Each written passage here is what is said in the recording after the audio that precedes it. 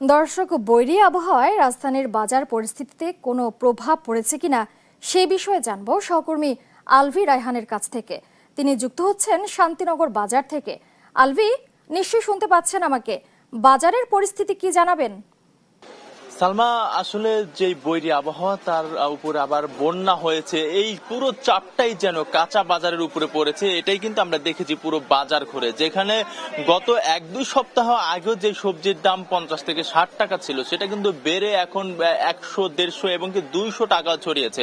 সব থেকে বড় যে চাপটা পড়েছে, আমি যদি সেটা আপনাকে একটু বলি, আমার পিছনে দেখাই যে কাঁচা মরিচের উপরে কিন্তু সব থেকে বড় চাপটা পড়েছে। সেই কাঁচা মরিচের যেই দাম গত 1 সপ্তাহ 2 সপ্তাহ আগে যে কাঁচামরিচের দাম ছিল 60 থেকে 80 টাকা, সেই মরিচের দাম আজকে কিন্তু 220 থেকে 240 টাকা বিক্রি হচ্ছে। বাজার ভেদে কিন্তু এর দাম আরো বেড়ে যাচ্ছে, আমরা এটাও দেখেছি। আমরা নানান জায়গায় দেখেছি সবজির দাম এবং কাঁচা সবজি থেকে শুরু করে ডিমের দামও কিন্তু কিছুটা বেড়েছে, আমরা সেটাও দেখেছি বাজার ঘুরে ঘুরে। তবে এখানে সাধারণ মানুষেরা বলছেন এই বাজার তাদের কিন্তু নাগালের বাইরে চলে যাচ্ছে, নাভিশ্বাস উঠছে তাদের এই বাজার করতে এসে। তবে ক্রেতারা এরকম অভিযোগ করলেও যে বিক্রেতারা রয়েছেন তাদের অভিযোগ, তারা যে মোকামে যে কম দামে কিনতে পারছে না এবং পর্যাপ্ত পরিমাণে তাদের যে সবজি আসার কথা, ঢাকাতে আসার কথা, সেই সবজি তারা না পেয়ে কিন্তু তাদের বেশি দামে কিনতে হচ্ছে এবং বেশি দামে তারা মোকাম থেকে কেনার ফলেই তাদের এই বেশি দামে আবার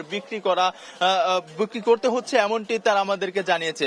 এছাড়া আরেকটি বিষয় যদি আমি জানিয়ে রাখি, যে যেই সব এলাকাগুলোতে বন্যা হয়েছিল, মোটামুটি সেই বন্যা কবলিত এলাকাগুলোতেই কিন্তু সবজির যেই ব্যাপারটা, সেই সবজিগুলো কিন্তু সেখান থেকেই আসে এবং সেই সবজি সেখান থেকে আসার ফলে কিন্তু তারা এখানে বিক্রি করতেন। তবে সেখানে পানি হয়ে যাওয়া, ক্ষেত ডুবে যাওয়া এবং সেই পানিতে সবজি গাছ, সবজির ফসল নষ্ট হয়ে যাওয়ার ফলে কিন্তু তারা আসলে এই ক্ষতির সম্মুখীন হয়েছেন এবং সেখান থেকে না আসার ফলে কিন্তু সবজির দাম এমন বেড়ে যাওয়ার যে ব্যাপারটি সেটি ঘটেছে।